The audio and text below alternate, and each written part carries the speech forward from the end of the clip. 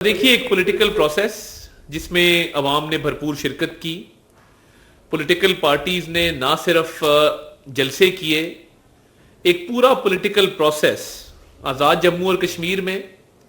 اور اس کے علاوہ جو مہاجرین کی سیٹیں ہیں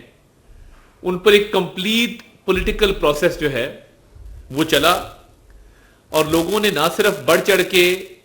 الیکشن کیمپین میں حصہ لیا بلکہ الیکشن کیمپین کے ساتھ ساتھ انہوں نے جلسوں میں، جلوسوں میں، کارنر میٹنگز میں بہت اچھا کردار ادا کرتے ہوئے الیکشن پروسیس کا وہ حصہ بنے۔ اور ہم یہ سمجھتے ہیں کہ جس طریقے سے وزیر اعظم شہباز شریف صاحب نے بہت اچھی روایت قائم کی کہ انہوں نے پاکستان پیپلز پارٹی کو گلگت بلتستان کے انتخابات میں کامیابی پر مبارکباد دی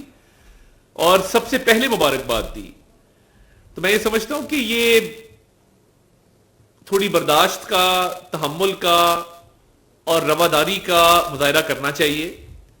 اور جس طریقے سے آج وزیر اطلاعات سندھ اور سینئر منسٹر جناب شرجیل میمن صاحب کی طرف سے بے بنیاد الزامات لگائے گئے، تو میں چند گزارشات ان کی خدمت میں پیش کرنا چاہتا ہوں۔ پہلی بات تو یہ کہ لوگوں نے جو فیصلہ کرنا تھا وہ تعمیر و ترقی پہ کرنا تھا، لوگوں نے جو فیصلہ کرنا تھا وہ اس بنیاد پہ کرنا تھا کہ کون سی سیاسی جماعت نے کشمیر کی عوام کو، کشمیر کو اپنی ترجیحات میں رکھا ہے، کس کا خدمت کا ایک ٹریک ریکارڈ ہے، اور کس سیاسی جماعت نے خدمت نہیں کی، اور شاید جہاں ان کی حکومت بھی ہے وہاں پر بھی معاملات بہت توجہ طلب ہیں۔ 2024 کے الیکشن پر سوال اٹھانا،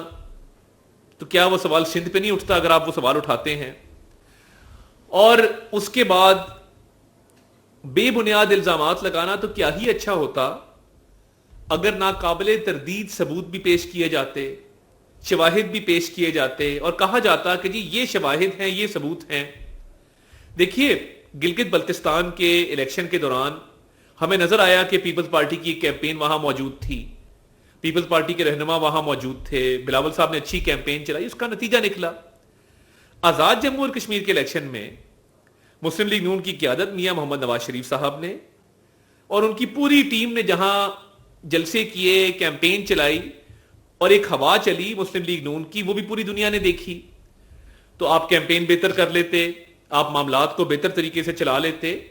تو یہ بالکل پولیٹیکل پوائنٹ سکورنگ جمہوری نظام میں ہوتی ہے اور یہ پارٹ اینڈ پارسل ہے آف پالیٹکس، مگر الزام برائے الزام نہیں ہونا چاہیے، الزامات کے ساتھ شواہد اور ثبوت بھی ہونے چاہیے۔ اور پھر یہ سوالیہ نشان لگانا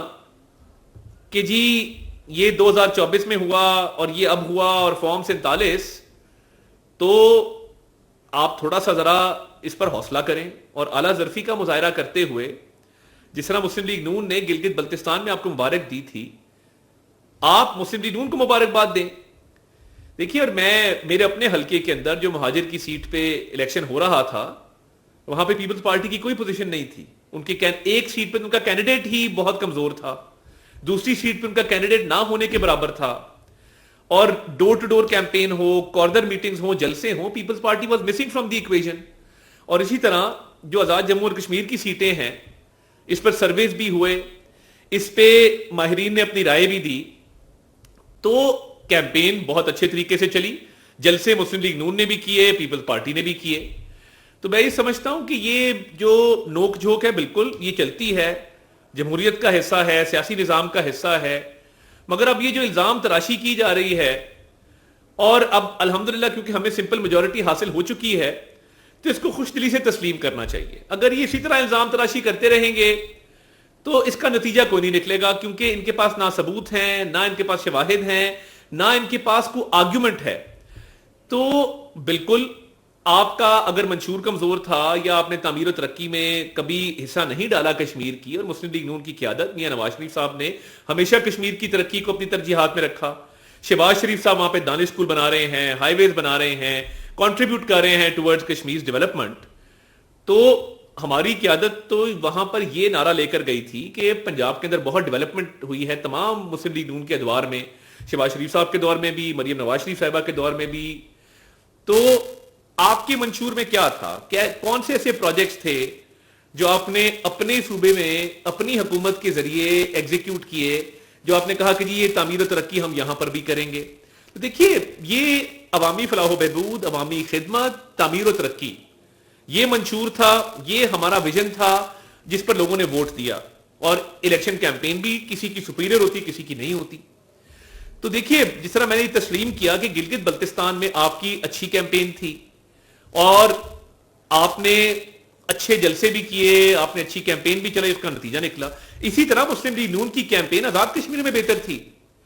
اور آپ جو الزامات لگا رہے ہیں، آپ کی اپنی ایڈمنسٹریشن ہے، آپ کے اپنے وزیر اعظم ہیں، اور یہ لوگوں کو پتا ہے کہ کشمیر کے الیکشن میں کیئر ٹیکر سیٹ اپ نہیں ہوتا، سٹنگ پی ایم کے تحت ہی الیکشن ہوتے ہیں، انہی کی ایڈمنسٹریشن ہوتی ہے. تو دیکھیے، آپ اگر اپنے آپ پہ الزام لگا رہے ہیں تو میں اس پہ کہہ کچھ نہیں سکتا. آپ کا وزیر اعظم ہو، آپ کی اپنی حکومت ہو، اور پھر آپ الزام لگائیں اور پھر کہیں 2024 میں بھی یہ ہوا تھا. تو میں یہ سمجھتا ہوں کہ یہ افسوسناک ہے. ان نتائج کو خوش دلی سے تسلیم کریں اور آگے بڑھیں. یہی جمہوری عمل کا تقاضا ہے اور یہی پولیٹیکل پروسیس کے تحت ہوتا ہے. الزام برائے الزام، تنقید برائے تنقید، ثبوتوں کا نہ ہونا اور ایک پولیٹیکل ریٹرک کریٹ کرنا، لوگوں کو پتا ہے کہ تعمیر و ترقی کس نے کی ہے اور وقت ضائع کس نے کیا ہے. تو آگے بڑھیں اور جمہوری پروسیس کو، سیاسی عمل کو کشمیر میں آگے بڑھائیں. بہت شکریہ.